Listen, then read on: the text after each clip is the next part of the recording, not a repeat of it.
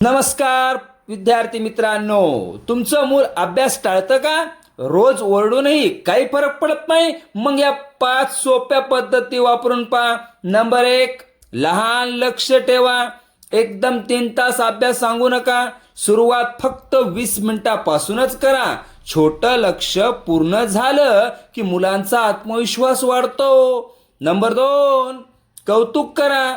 फक्त चुका दाखवू नका. मुलांनी चांगलं काम केलं तर त्यांचं कौतुक करा. कौतुकामुळे अभ्यासाची आवड वाढते. नंबर 3, अभ्यासासाठी ठरलेली वेळ ठेवा.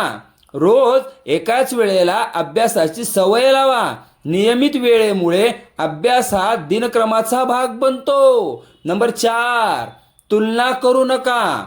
तुमच्या मुलाची इतर मुलांशी तुलना करू नका.